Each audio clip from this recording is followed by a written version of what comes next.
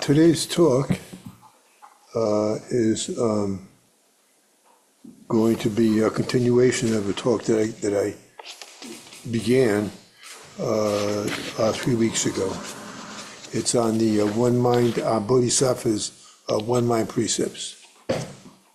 And what I talked about in the first time was the beginning was that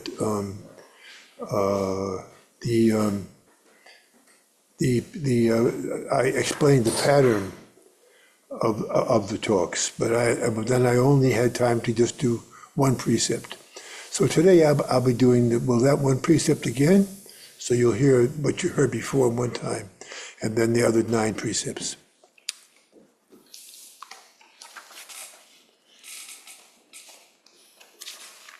These are unusual because they look at the precepts from the point of view of self-nature, not from the point of view of ourself and our getting ahead.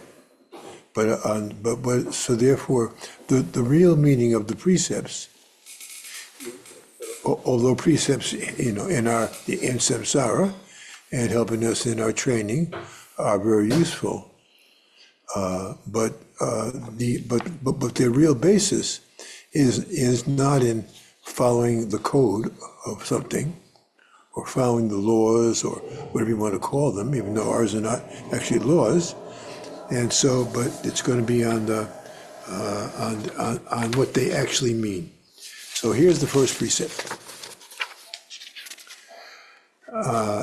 So anyway, the first precept is self-nature is inconceivably wondrous. Remember, there are 2 things there. One is inconceivably means that we cannot explain it, because within the terms of self-nature, language and thought and emotion, etc., has no connection to it, because we are always changing. Everything is always changing. Everything is in flux. But the self-nature, our life, the life of the universe, the life of our planet, the life of ourselves as human beings, but also everything else, is always changing. So here's what the precepts mean from the point of view of our self-nature. Okay, so I'm going to start again. Self-nature is inconceivably wondrous. In the everlasting Dharma, not raising the view of extinction is called not killing. Broadly paraphrasing, though indescribable, having self-nature, not killing means not thinking that one can kill, because there are no beginnings and no endings. When I first heard Suzuki Roshi say that things cannot be killed, I thought it was impossible to accept, because it seemed nonsensical to me back 60 years ago, 50-some years ago. What I didn't understand back then was that while killing does take place in the relative world, and we do live and die,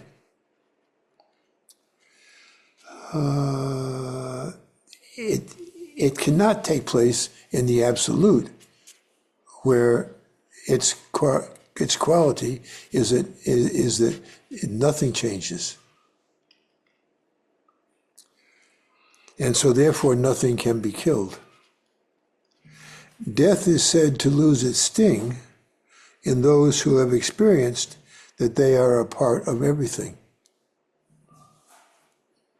Once at Tassajara, Mel Weitzman said that in hitting the mukugyo, the wooden fish used in Zen chanting, he killed a spider and asked Suzuki Roshi what he thought.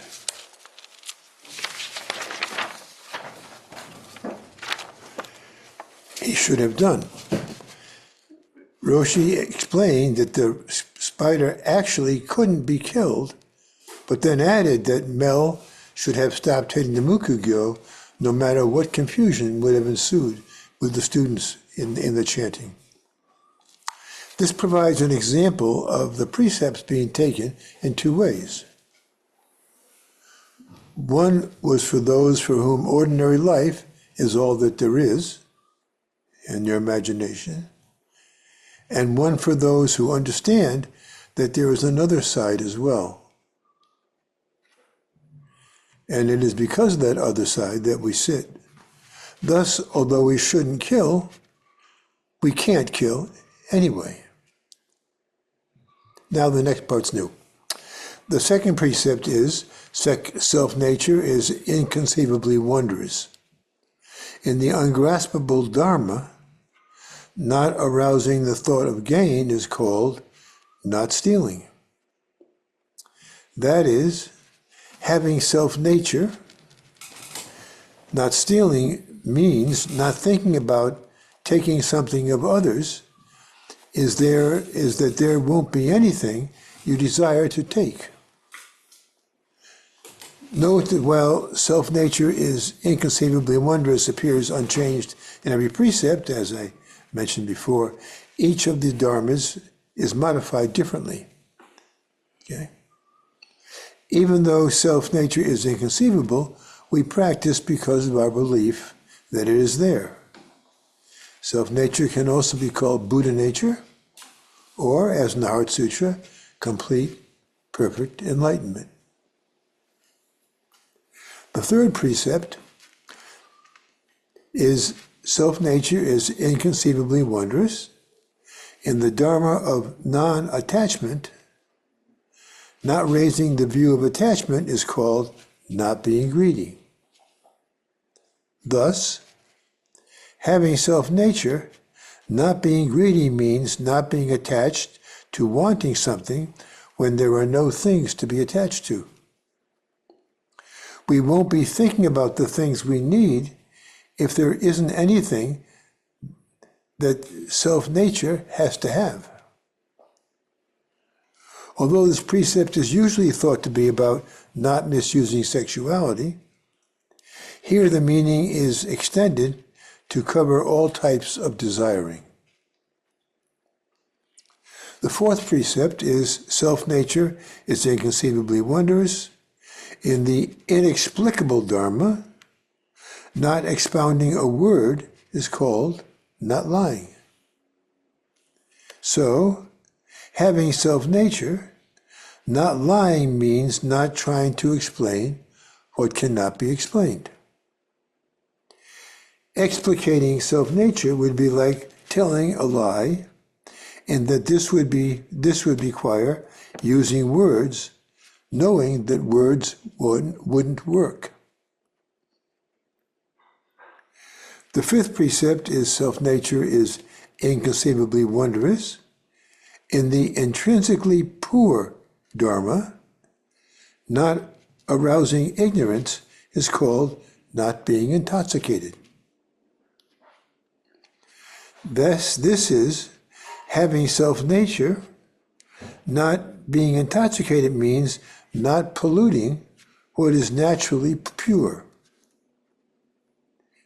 This precept, by the way, began as a prohibition against selling alcohol, intoxicants, but actually alcohol. The sixth precept is self-nature is inconceivably wondrous. In the faultless Dharma, not talking about the sins and mistakes is called not talking about others' faults and errors. This becomes having self-nature, not talking about others' faults and errors, means not gossiping about what is wrong with others, since everyone is naturally faultless. As you know, Suzuki Roshi said, "You are perfect as you are," and then reminded us that you could use a little improvement. The latter is meant to encourage us to keep practicing.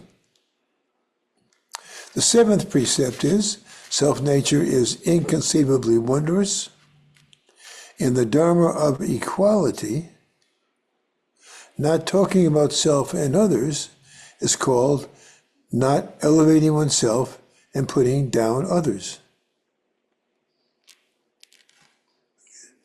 This then is having self-nature, not elevating oneself and putting down others, means not saying things about others that make ourselves look better.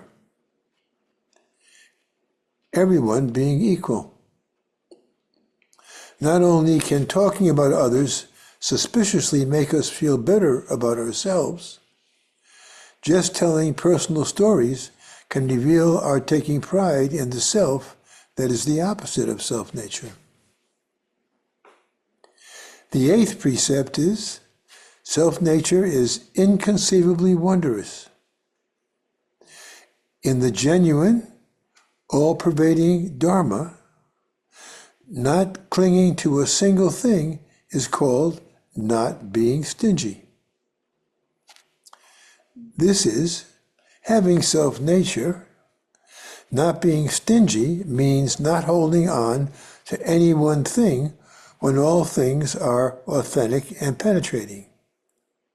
If this doesn't seem to perfectly fit being stingy, that is, authentic and penetrating, it may be because those who have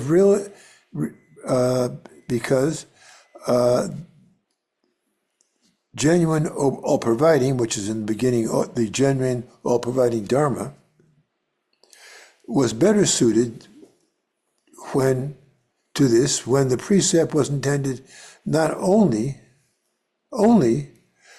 for those who had recognized that what the Tibetan Buddhists call basic goodness, and we call Kensho, or enlightenment, okay, or Satori. Okay?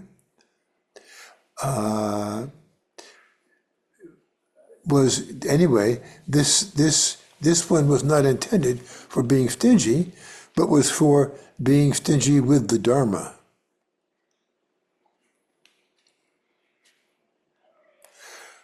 This is for those who have recognized what this basic goodness that was also mentioned by Spencer, who's not here at the moment. But they are, even though they have had this experience, they are reluctant to pass on the dharmas to others. Therefore, this means don't be stingy with the Dharma. The introduction to the one mind precepts that it was given last week, 2 weeks ago, has to receive the precepts is to transmit. To transmit is to awaken. And to awaken to the Dharma mind is called the true Jukai. Jukai, of course, is receiving the precepts, which many of you have done. Okay? To receive the precepts is to transmit points to those who have become teachers. They are thus fulfilling the natural order of things and following the pledge that all of us repeatedly take from the beginning of our practice. Beings are numberless. I vow to save them. So don't be stingy with the Dharma. The 9th precept is self-nature is inconceivably wondrous. In the Dharma of no self, not contriving a reality of self is called not being angry.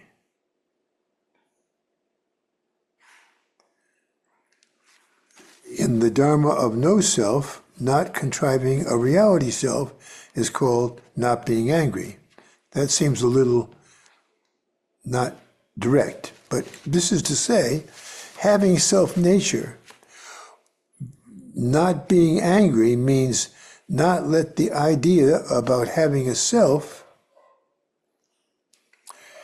give you us reasons to be angry. We end up getting angry to protect what doesn't exist when we feel hurt. And so we get angry. They are thus fulfilling, the teachers are thus fulfilling, oh, pardon me, I jumped my part here. We end up getting angry to protect what doesn't exist. No, that's I repeated.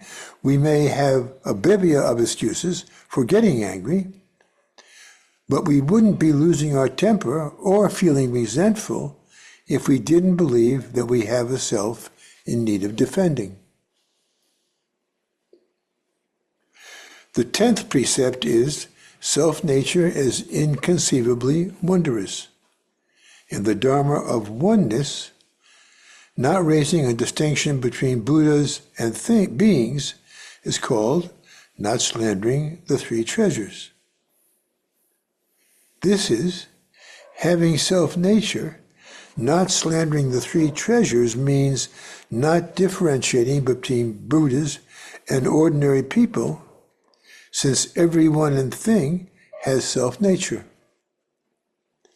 We may think of Buddhas as being far above us, especially when we are having doubts about our practice, but we are not different from them in that we are sharing the same nature.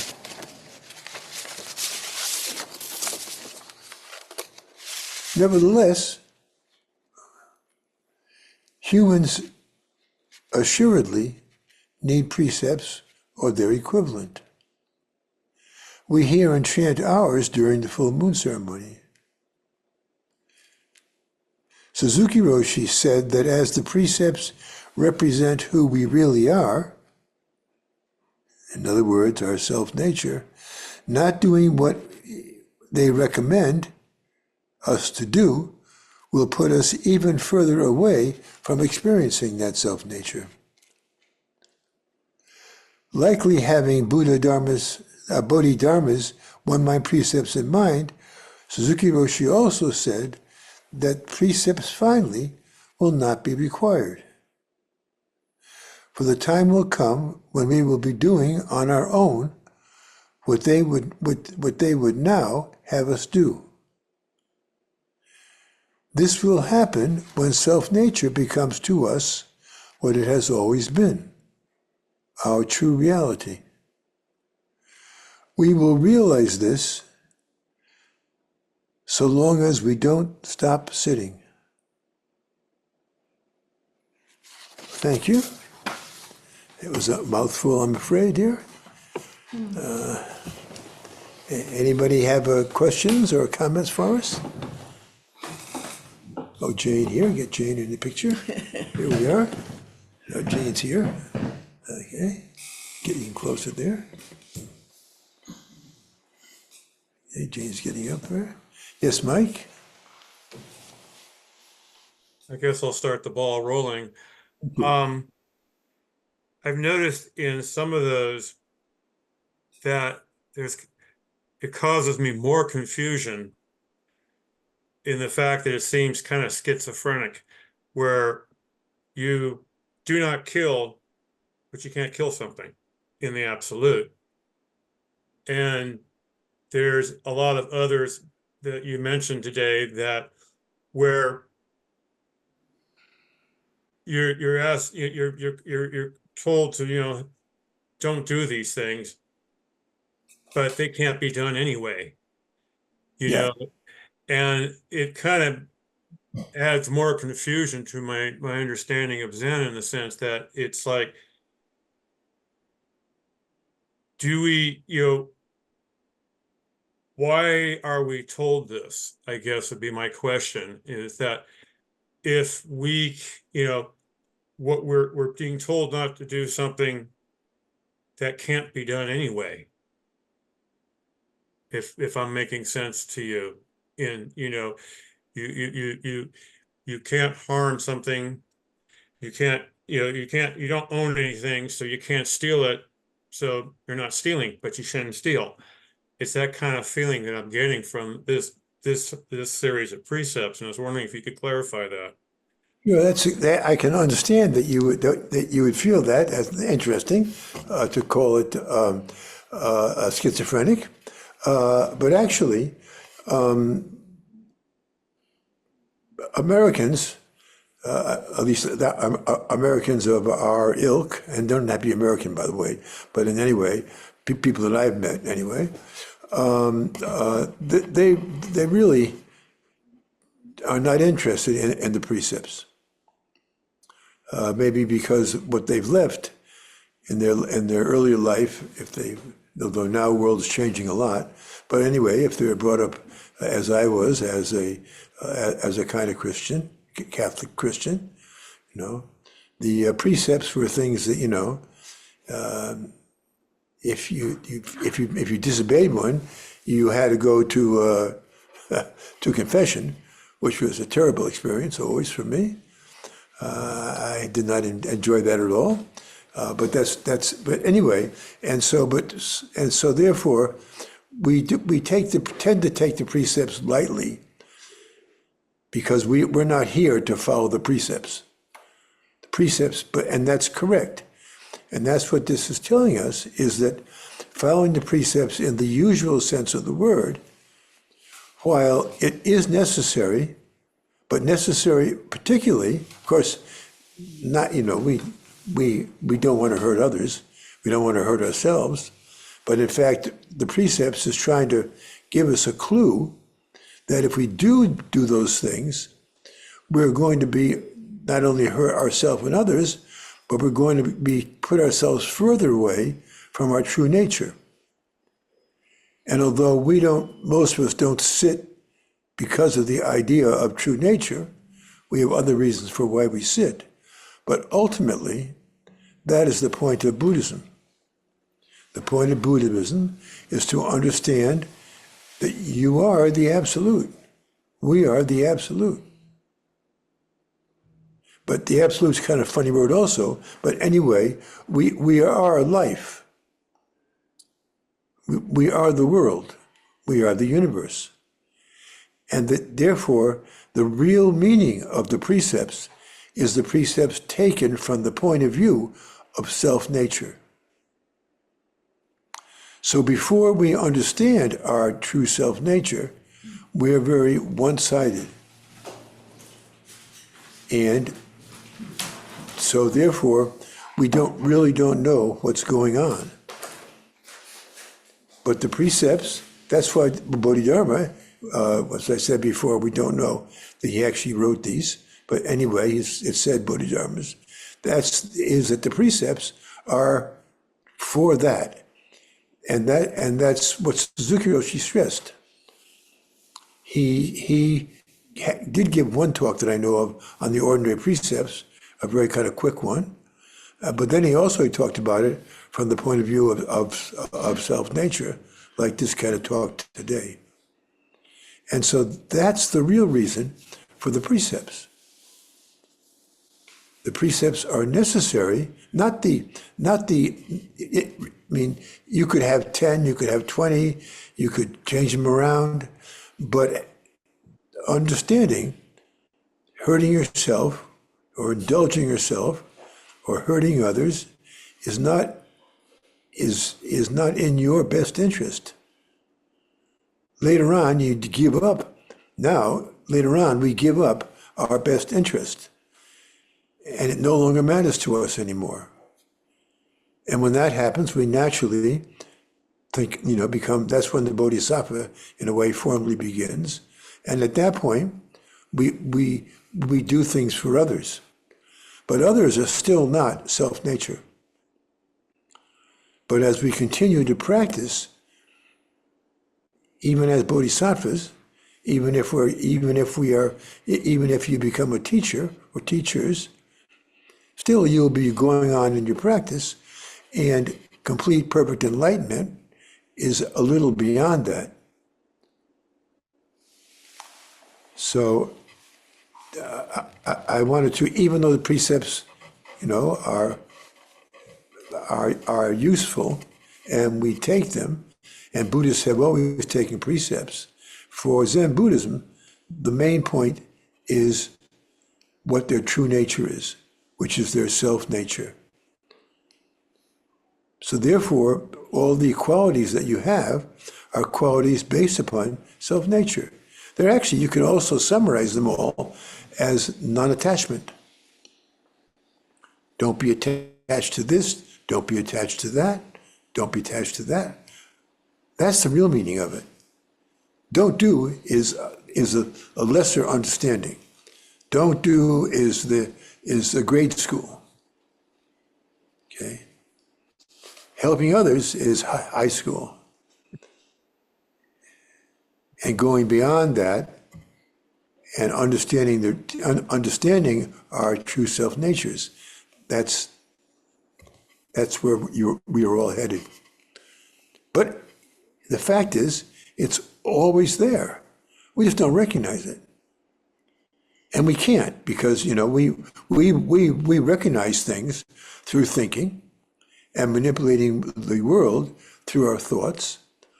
And our thoughts always change. The nature of our minds is, as we study immediately in Zazen, is just one thought follows another. When we sit, we try to be peaceful and calm, and we see one thought following another. So we start again, recount, or anyway, begin again. One thought follows the other. So therefore, it's beyond thought. But it's not crazy. I know you didn't mean that, Mike, but because it's the way things really are. And we find that out. Yes, Chris? Yeah, just a sort of reflection, I guess, and that is, it seems like ethics, which it seems like the precepts is ethics articulated in a particular way, only makes sense with a relativistic approach or understanding of existence, right? So Bodhidharma's one-mind precepts approach seems to be trying to take an emptiness perspective on the precepts, and when that happens, it seems like the precepts kind of lose meaning, or rather they take on a very different meaning, and trying to make those interpretations of the precepts make sense seems a bit like trying to have it both ways, as it were. But I think once you get to a more integrated understanding of reality, or the harmony of difference and equality, as it were, that precepts still have a relevant place in practice. And I was wondering if you could speak to that, is how to integrate the precepts as Bodhidharma's one-mind precepts views them in the light of self-nature with a relativistic, more conventional view of our lives.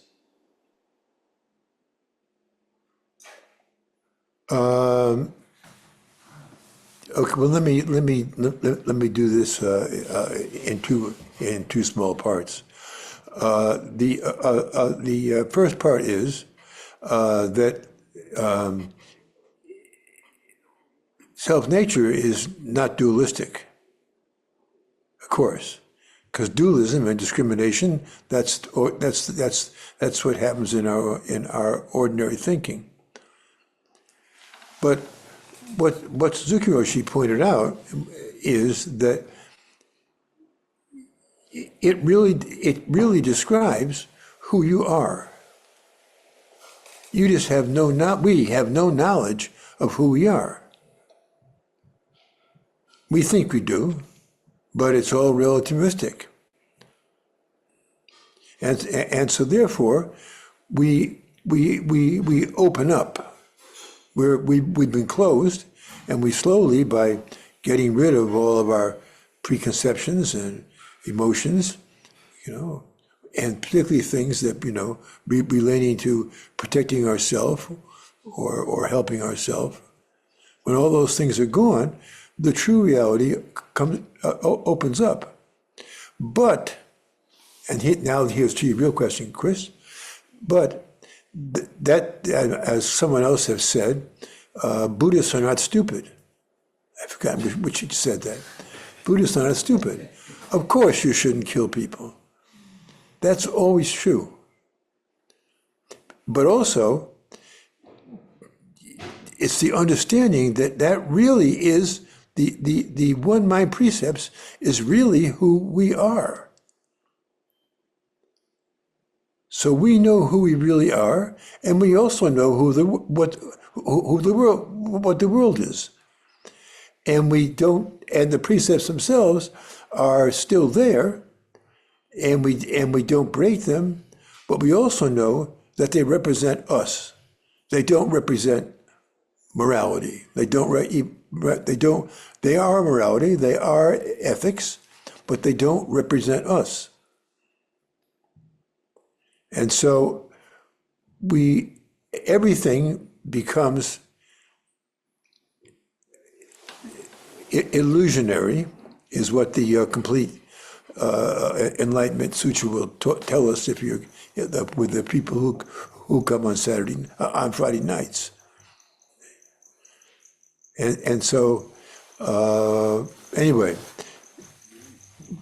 we Buddhism always understands things in two ways. And having that second way, knowing the knowledge of the true reality, is freeing. We become free from all of our garbage. And we have a lot of garbage, even though it smells good. A lot of it seems to smell good for a long period of time. But, if you don't take it out, you're gonna smell it finally. Yes, Mark. Hi, thank you, Peter. I want to thank you for such an insightful and showing the underside, or let's say the true meaning side of many of the precepts. That really expands my thinking about them. And it really causes me to remember, as I have learned, and that the precepts are not commandments, as in the biblical sense. Yes. And so there are many different shades, levels, and ways we could work with them. But we have to face the fact that a precept is a mental conception. Mm-hmm. And I think one of the more practical uses in the mental conception of this is that it seems like a lot of the precepts are based on bodily things that we do, on the concept of being a separate individual with a body, and how do we deal with killing? We can't live without killing. Even if you're complete vegan, you're killing vegetables. You're killing the bacteria on the food. You're digesting it, and you're converting it. Now, I think it's the thought of killing. It is the thought and action that's behind every one of these precepts. Relates more to our bodies, let's say. We take a conception, we build on it. All life has ending. It has beginning, ending, even a middle. And so we can kill it, right? I want to eat that cow. I can go kill it and I can eat it. But it does, what you've been saying is that underneath this, how did you put it? The self-nature? self-nature of everything is that even physicists to this day, now, they know there is nothing truly destroyed. Even if matter is destroyed, change, it's called change now, because matter is energy, energy is matter, and it doesn't behave in our mental conceptions that well as quantum physics have proved to us, is that we can't really kill. Because the nature of the universe is it's made of many different particles, many different energies, many different waves, and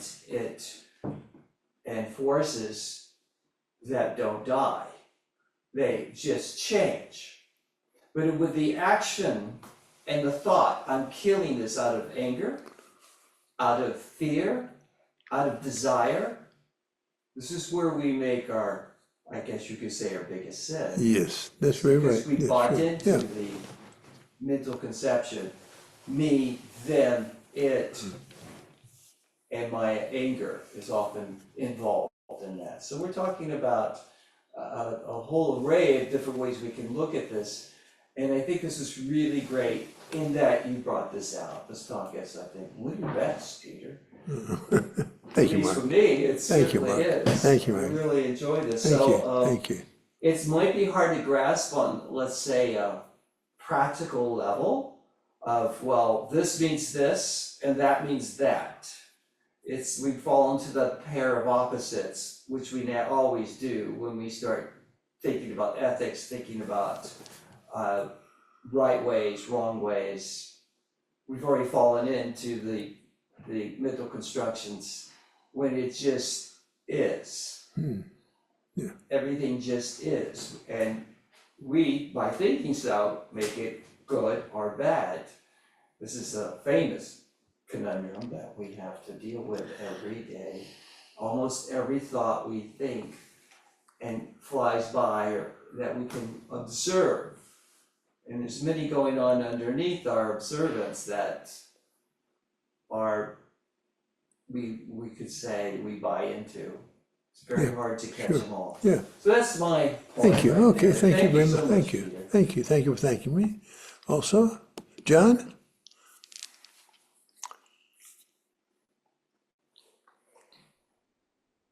Thank you, Peter. So, having heard what Mike said, and obviously there being this paradox between,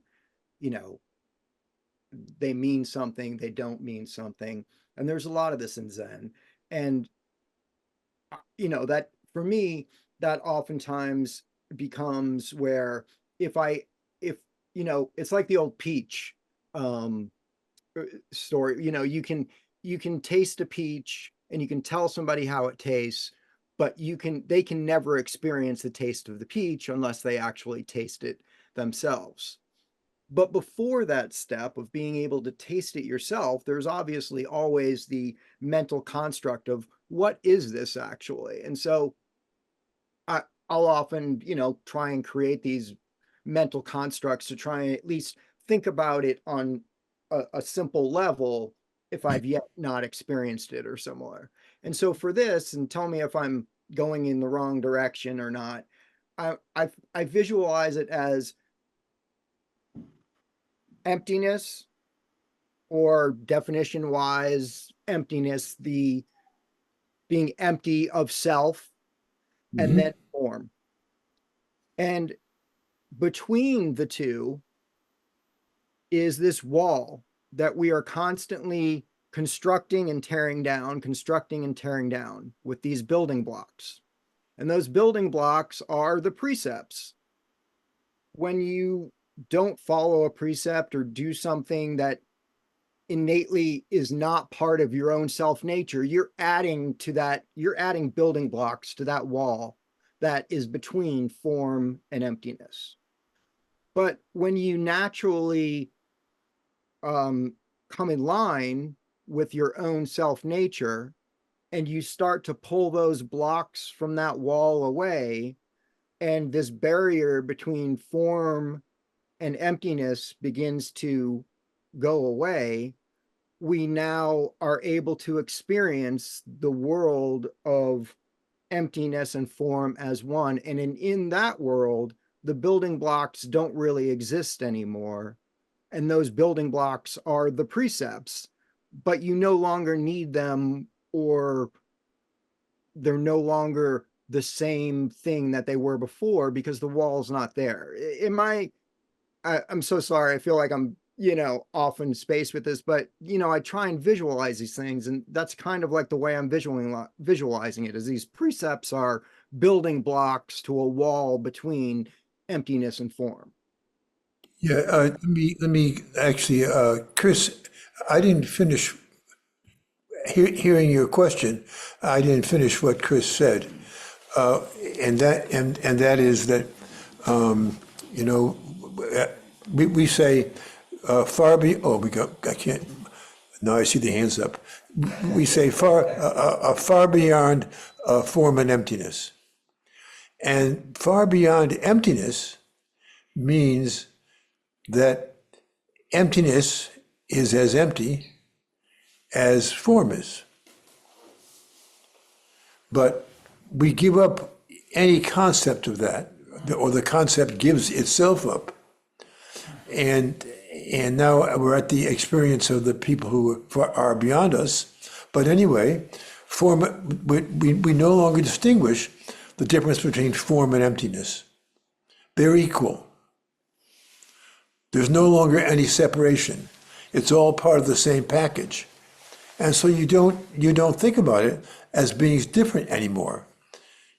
You follow the precepts.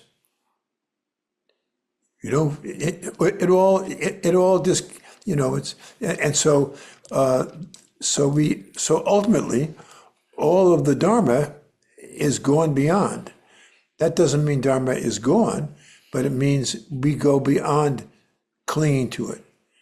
Because we can be attached to, well, Bodhisattva is someone who's attached to the Dharma.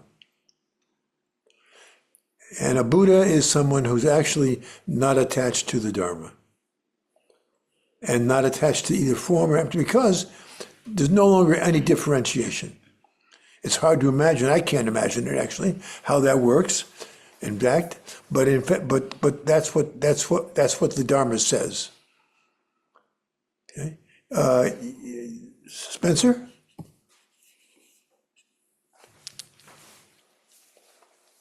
Hello. So as I think about this,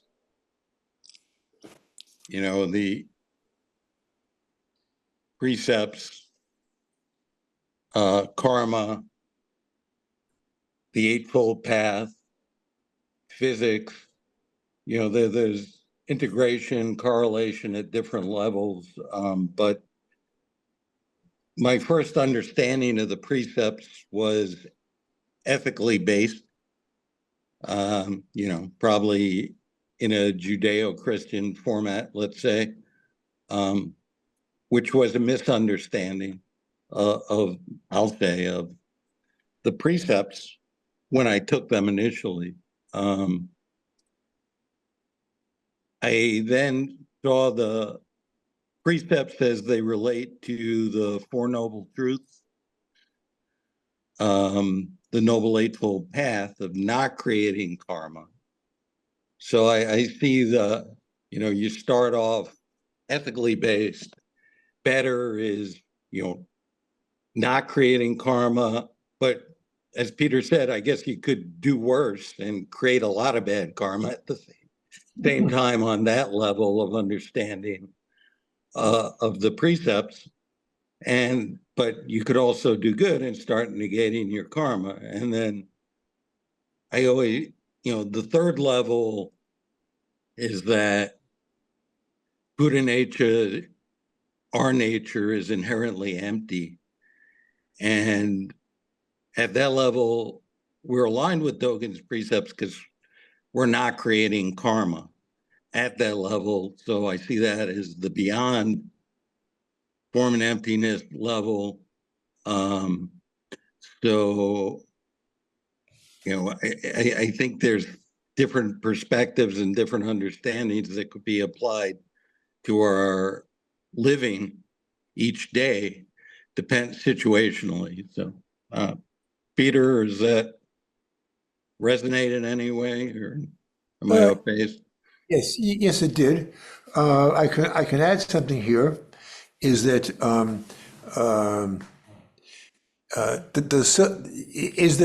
is there karma in self nature? Yeah, I think there's karma in self inherently. I think there's karma in the relative self nature. I think in our true self nature, it's empty and there is no karma. That's right. There is no karma. That's right. Yeah, yeah. So, I mean, I see it two ways, but again, if you flip it to the second realm, our self nature is that nature that's creating karma. And then if we get to the third level, we're creating no karma because that's who we always have been, because that self or that artifact of the self that's creating all the karma through dialogue and action has passed away. Yeah, it's all true.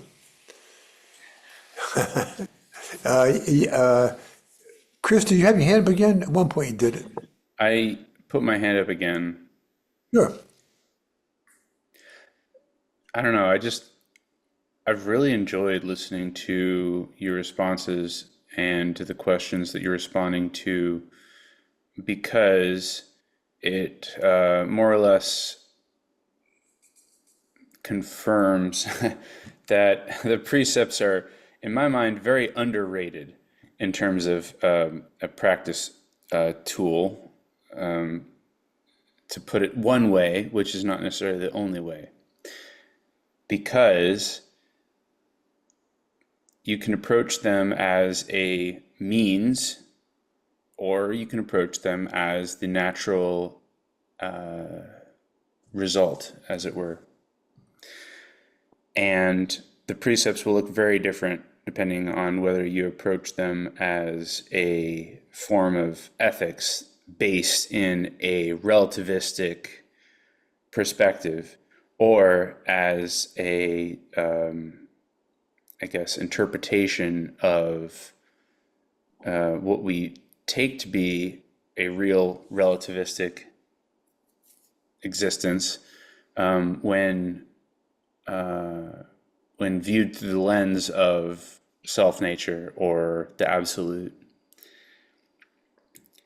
And yeah, I just think they're really interesting, and it doesn't matter which specific ones we're talking about. But if I was to suggest another additional way to view them, which is inspired by the Bodhidharma way, it would be, when I feel like I've killed something, it's because ... When I feel like I want something that's not quote unquote mine, it's because ... When I feel an urge to distract myself with an intoxicated state of mind, or with a sensual craving fulfilled, it's because ... And the reason why I started thinking about that is because I think it would be wrong to say that the absolutist understanding is a negation of a relativistic understanding. Rather, it's a negation of taking the relativistic understanding as the complete understanding of life. In other words, it's the attachment to the limits of a relativistic understanding, as opposed to the conclusions we draw from it. I'm not sure if that made sense, but in other words, a relativistic understanding is not false in light of a relativistic of an absolute understanding. It's just an arbitrary limit. And so that's why an integrated understanding is I guess, is complementary of both of them.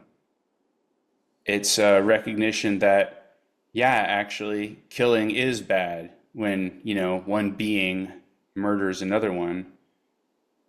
And that's why it's not a fair conclusion that because there is only one life, that there is no such thing, actually, when it comes down to it, as killing per se. And I think that at the end, for our integration, we need to understand the value of the precepts both in a relativistic and an absolute frame of mind, frame of reference.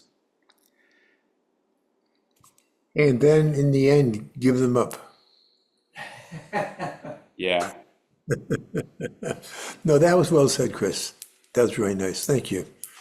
I guess that's it, everybody. So we'll do our service.